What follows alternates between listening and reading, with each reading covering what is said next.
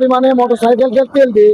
গতকাল থেকে দেখলাম যে সিরাজগঞ্জ, তারাস, সিংড়া এগুলি বাইরে থেকে বগুড়া জেলায় গাড়ি ঢোকাতে আমাদের পাম্পে অনেক বিশৃঙ্খলা বিঘ্ন ঘটাচ্ছে।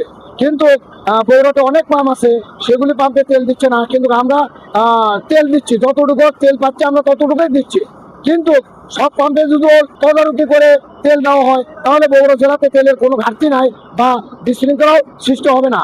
আমরা এভাবে যতক্ষণ আমরা তেল আছে আমরা ততক্ষণই সরবরাহ করতেছি, কিন্তু একটা সময় আমরা নির্দিষ্ট করতেছি সকাল 6টা থেকে সন্ধ্যে 6টা পর্যন্ত আমরা তেল দেবো, এরপরে আমরা তেল দিতে পারিব না। রাত্রেবেলা তেল দিলে বহিরাগত বাইরের ডিস্ট্রিক্ট জেলা থেকে আসে তেল নিচ্ছে, তারা এই পাম্পে এসে বিশৃঙ্খলা সৃষ্টি করতেছে। আধা ঘন্টা লাইনে থাকার পরে এই টিএমএস তেলের পাম্পে আসলাম।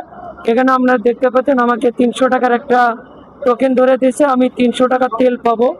এবং কিছুক্ষণ আগে আমরা শুনলাম যে আগামীকাল ভোর 6টা থেকে সন্ধ্যা 6টা পর্যন্ত তেল সরবরাহ করা হবে, কিন্তু শর্ত থাকবে ভোটার আইডি কার্ড আর ড্রাইভিং লাইসেন্স এবং রেজিস্ট্রেশন কার্ড না থাকলে সরকারি নির্দেশনা অনুযায়ী তারা তেল পাবে না। তবে আমি মোটরসাইকেল বাইকারদের বলবো অবশ্যই আমরা সরকারি নির্দেশনা মেনে তেল নেব এবং পাশাপাশি অনুরোধ রাখবো কেউ তেল মজুত করব না।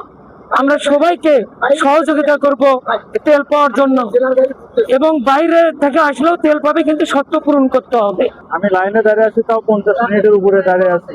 এত ভোগান্তি, তেল বাংলাদেশে না থাকলে যে মানুষের কষ্ট, এবার মানুষ বা জনগণ বুঝতেছে যে আসলে তেলের কত সংকট হলে মানুষের যে অসুবিধা চলাফেরা, অধিকাংশ যারা ব্যবসা বাণিজ্য করে তাদের জন্য একটু সমস্যা।